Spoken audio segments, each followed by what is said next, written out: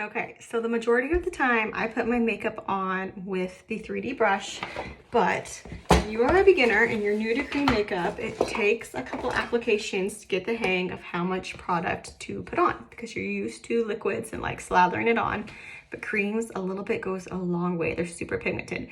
So for first timers, I say put it on with the finger paint method, like the Cheetah HAC, until you kind of get a feel for cream makeup because less is more. So I always start with my contour. I do my cheekbones. And then if you've watched my full tutorial, I talk about not going down here, that's too low, but actually finding your cheekbone and going right on your cheekbone, higher than you think. And then I do my forehead, and you can make this contour line as thick or thin as you like.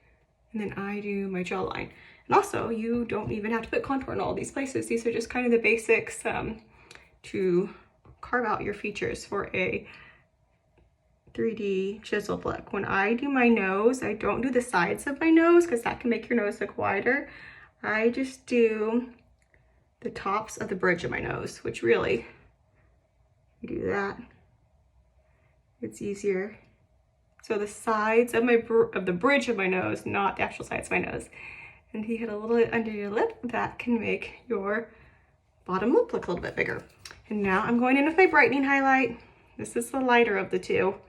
And I'm gonna do the inner and outer corners of my eyes. So this is kind of like the lift.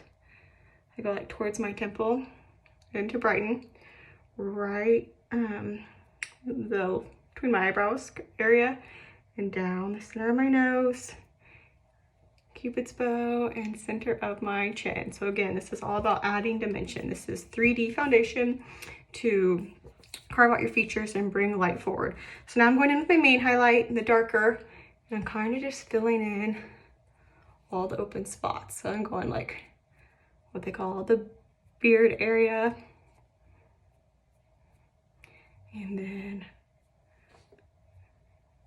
that. And I'm really just dotting this on. And then I'm going with my blush, doing it right above my contour and on my lips. Okay, so I don't know if you can see this lighting's not great, but that is everything on. And now I'm going to blend it with a 3D brush. I like to do the lightest colors first and save my contour for last. So I'm not really rubbing, I'm actually like pressing it or stipling it into place. I'm working my way around.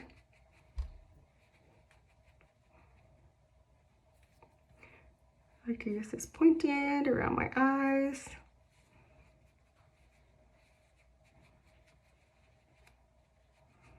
And again, I'm just patting it into place. After you do this a few times and you get used to the feel, you can start putting it on directly from your brush. And that is when your makeup routine gets even faster because you're like swiping it on, and then you have less blending because you're putting it like in full strokes. When I do my contour and my blush, I like to just kind of drag up a little bit. Your contour is the hardest to blend because it's the most rigid of the creams in your palette, because that way it doesn't slide around and it stays in place. I drag my neck contour down a little bit like that.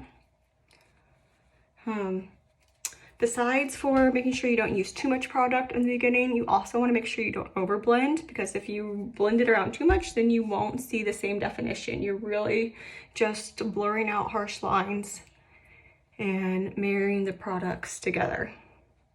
Does that make sense? Okay, that was it. That was super easy. If I have a blemish, I go back over it at the end, because when you're blending, you kind of move product around a little bit. So I just go back and I put a little bit of my main highlight, like right on the spot, like that. and it's really easy to cover. And then if you feel like you blended your contour too much, just dab a little more on. That just takes practice. I usually feel like mine turns out good on the first try, but again, you can just kind of play around with it until you figure out what works best for you. And if you have any questions, please let me know.